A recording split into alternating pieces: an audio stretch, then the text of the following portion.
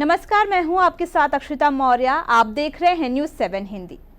12 दिन, सिर्फ 12 दिन में दुनिया एक ऐसी जंग के मुहाने पर आ खड़ी थी जहां से वापसी नामुमकिन लग रही थी।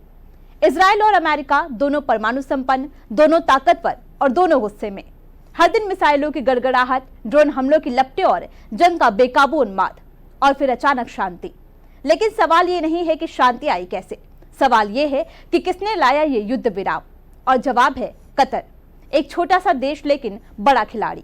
जब दुनिया युद्ध में झुलस रही थी तब एक साया चुपचाप बातचीत की परछाइयों में आगे बढ़ रहा था।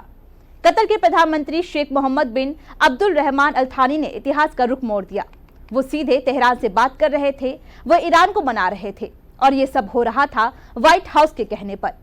अमेरिकी राष्ट्रपति डोनाल्ड ट्रंप को डर था। डर सिर्फ इस युद्ध से नहीं बल्कि उस ठिकाने से था जिसे अमेरिका अपना दिल मानता है, कतर का अल उदीद एयरबेस। मध्य पूर्व में अमेरिका के सबसे अहम सैन्य ताकत, हजारों सैनिक, दर्जनों जंगी विमान और अरबों डॉलर की सैन्य मौजूदगी, जिस पर अगर हमला होता तो अमेरिका को बहुत नुकसान होता। लेकिन ईरान ने उस पर भी मिसाइलें दागी थी। ट्रंप को समझ आ गया था कि अब नहीं रुके तो बाजी हाथ से निकल जाएगी। इसीलिए उन्होंने कतर के अमीर को कॉल किया, एक ऐसा कॉल जिसने इतिहास बना दिया। ट्रंप ने कहा, इजराइल मान गया है, अब ईरान को भी मानना है, मदद चाहिए अभी और इसी वक्त। और कतर ने उस मांग को सिर माथे पर रखा।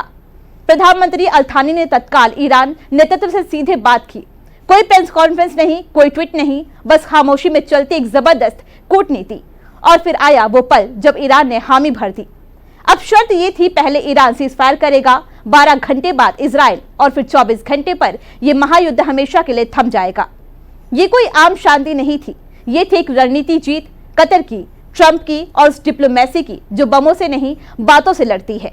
आज जब दुनिया इस राहत की सांस ले रही है तो हमें याद रखना होगा, अगर ये युद्ध थमा है तो किसी बड़े देश की धमकी से नहीं बल्कि एक छोटे देश की सूझबूझ, संतुलन और समय पर की गई चुपचाप कूटनीति से। उसका नाम है कतर, छोटा पैकेट, बड़ी डिप्लोमेसी।